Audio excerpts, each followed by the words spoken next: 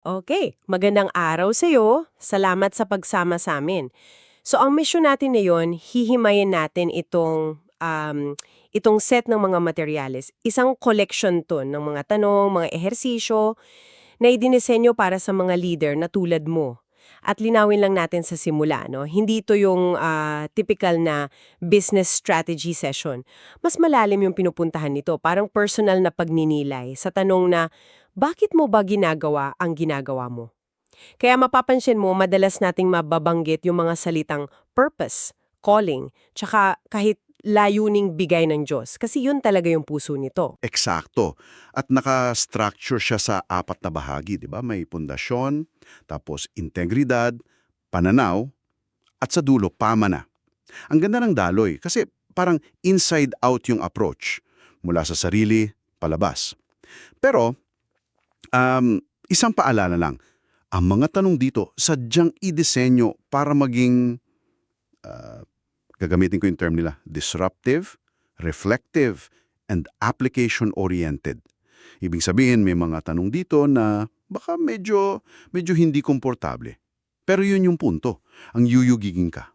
Challenge accepted! Sige, simulan natin. Unang bahagi, pundasyon at layunin. At wow, ito agad yung pambungad na tanong. Paano kung lahat ng ginagawa mo bilang leader, bawat meeting, bawat email, ay huhusgahan based lang sa kung gaano nito isinusulong yung layunin bigay ng Diyos? Tapos, ano ang agad mong ititigil? Sisimulan o palalakasin? Grabe, bigat agad, no? Nakakatakot yan tanong na yan kasi pinipilit ka nitong maging brutal na tapat. Ilan kaya sa mga nasa kalendaryo natin yung hindi papasa sa filter na yan? At dito ngayon, pumapasok yung isang framework na binanggit nila, yung 3P model, para matulungan ka matukoy kung ano ba talaga yung calling mo. Yung tatlong P. Okay, i-breakdown natin. Passion, yun yung sigasig. Proficiency, yung galing mo. Tapos providence. Patnubay. Ito yung medyo paano yan sa practical na paraan? Ang paliwanag sa source, ang providence, yan yung kung saan mo nakikita na may mga bukas na pinto, kung saan may oportunidad, may pangangailangan, na parang ikaw yung tinatawag para punan. Sabi doon, kapag nag-overlap yung tatlo, yung gusto mo, yung kaya mo, at yung may pagkakataon, doon daw madalas yung sweet spot, yung pahiwatig ng tunay mong calling. Parang Venn diagram. At kung wala ka sa gitna nun, dun siguro yung burnout, yung pakiramdam na misaligned ka. May isa pang tanong dito na bidbid ko talagang tumatak. Sino ang makakapansin kung mawawala ang iyong pamumuno sa loob ng 6 na buwan? Akala ko nung una tungkol sa ego to na dapat hanap-hanapin ako. Pero, hindi pala. Hindi talaga. Ito ay tanong tungkol sa institutionalization. Kumbaga, yung purpose mo ba sa'yo lang o naisalin mo na sa kultura, sa sistema, sa mga tao? Kasi kung wala nang makakapansin after 6 months, ibig sabihin tumatakbo pa rin yung misyon kahit wala ka, which is a success. Oo nga no. Pero kung sa unang linggo pa lang nawala ka, gumuho na lahat. Yun yung problema. Ibig sabihin, ikaw yung naging single point dependency. Lahat nakasandal sa'yo, at yun pala yung panganib. So ang goal ay hindi maging indispensable, kundi gawing indispensable yung misyon. Magkaiba yon. At dyan lumalabas yung pagkakaiba ng personal na misyon sa isang institutionalized na purpose, di ba? Kung sa'yo lang lahat, hindi yan pangmatagalan. It ends with you. At yung idea ng dependency, delikado yan. At dyan siguro magandang pumasok yung susunod na bahagi, itong integridad at kung saan talaga nakaugat yung identity mo. Kasi kung sa iyo lahat nakasalalay, andyan yung pressure na kailangan mo maging perfecto. At dyan, nagiging mapanghanib. So tama yung pasok natin sa pangalawang tema, integridad at pagkakakilanlan. Dito, mas personal yung mga tanong, mas nakakakaba. Halimbawa, anong hindi komportabling katotohanan tungkol sa iyong mga motibo ang pinakainiiwasan mo? At gaano kaiba ang iyong pampublikong imahe sa iyong mga pribadong paniniwala? Oo, yung mga tanong na masarap i-skip, no? Kasi sino ba naman ang gustong aminin na minsan ang motibo natin ay para sa validation o dahil sa takot?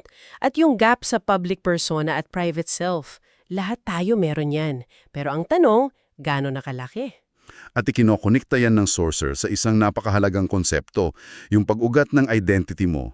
Sabi dito, malaking panganib kapag ang identity mo ay nakabase sa performance metrics, sa sales, sa stock price, sa dami ng followers. Kasi paano kung hindi mo na-hit yung quota? Paano kapag bumagsak yung market? Kung ang halaga mo ay nakatali doon, guguho ka kasama nun. So ano yung alternatibo? Saan dapat iugat yung identity? Ang mungkahin ng source ay, iugat mo sa isang bagay na hindi nagbabago. Isang bagay na mas matatag kaysa sa resulta ng trabaho mo. Partikular na binabanggit dito ang banal na kasulatan. Ang punto ay, kailangan mo ng anchor na hindi kayang yanigin ng seasons of loss. Kasi darating at darating yan. Walang leader na laging panalo. Ang tanong, sino ka kapag natatalo ka?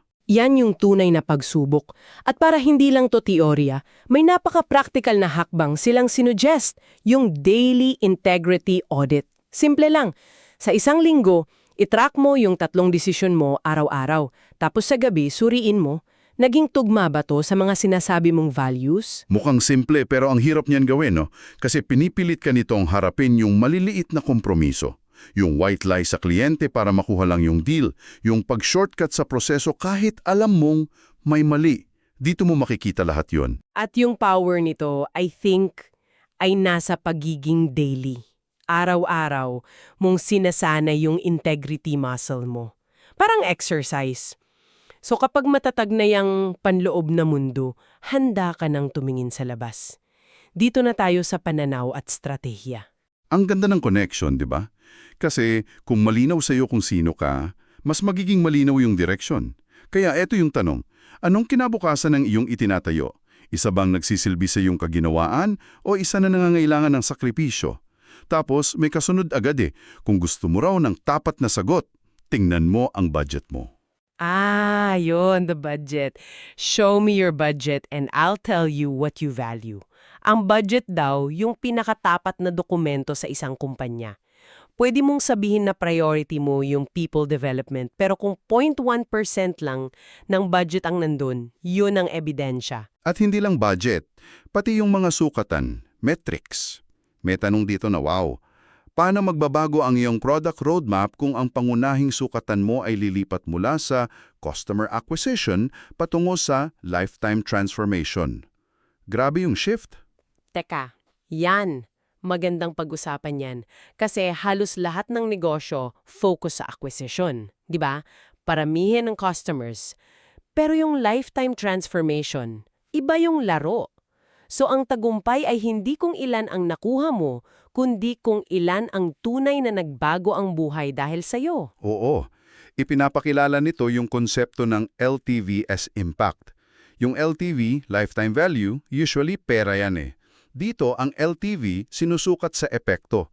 Halimbawa, kung isa kang educational platform, hindi lang bilang ng subscribers, kundi ilan sa kanila ang nakuha ng mas magandang trabaho. Yon, that's lifetime transformation. Ibang-iba ang desisyon mo kung yan ang goal. At dahil dyan, konektado yung purpose-driven scorecard. Yung hamon na suriin mo yung mga KPIs mo at aminin kung alin doon yung vanity metrics. Yung mga numerong ang sarap i-report, no? Dami ng likes, dami ng app downloads. Pero sa totoo lang, wala namang kaugnayan sa tunay na misyon. Pampapogi lang. Mahirap bitawan yan. Pero may isa pang tension dito na binanggit.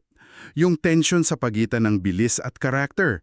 Tanong sa source, saan ka nag-optimize para sa bilis na ang isinakripisyo mo ay ang character? Halimbawa, mas mabilis yung automated na customer support, pero yung nabubuo ng personal at mabagal na usapan ay tiwala, relasyon. Parang yung move fast and break things na kultura versus move thoughtfully and build things. May mungkahi pa nga sila Subukan mo raw sadya yung isang mabagal na proseso. Sa halip na automated email sa bagong empleyado, bakit di subukang magsulat ng personal na sulat? Isang paalala na hindi laging mas magandang mas mabilis. Saktong-sakto. At kapag naayos mo na yung internal compass mo, tsaka yung strategic direction, ang huling tanong na lang ay, para saan ang lahat ng ito? Dito na tayo sa huling bahagi, influensya, pamana at pagpapatuloy. At dito, binabaliktad talaga yung karaniwang pagtingin sa leadership, no? Heto yung tanong na talagang nagbago ng pananaw ko.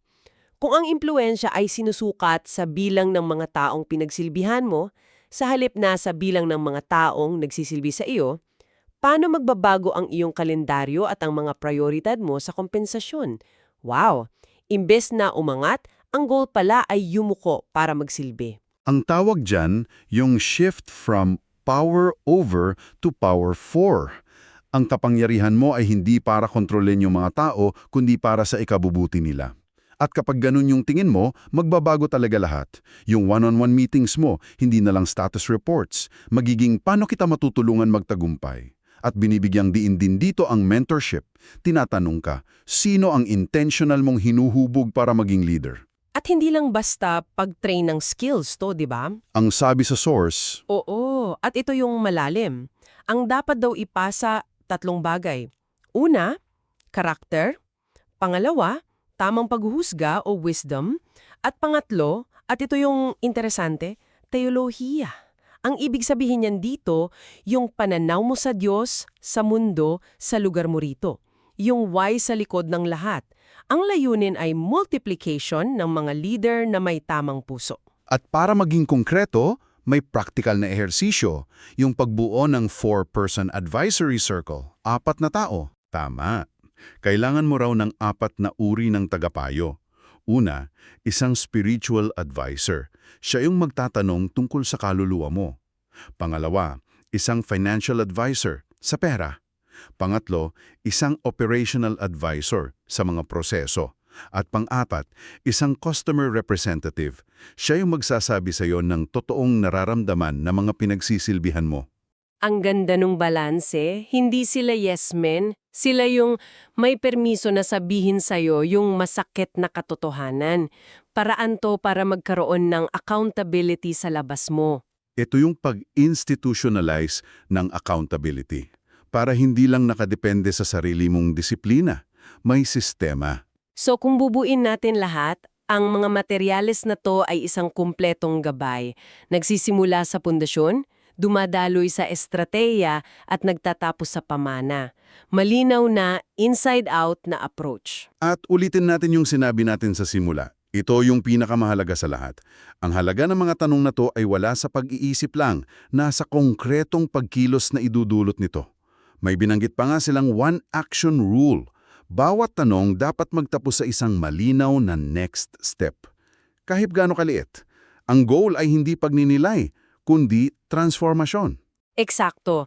Hindi para maging mas matalino ka lang, kundi para maging mas tapat at epektibong leader ka bukas.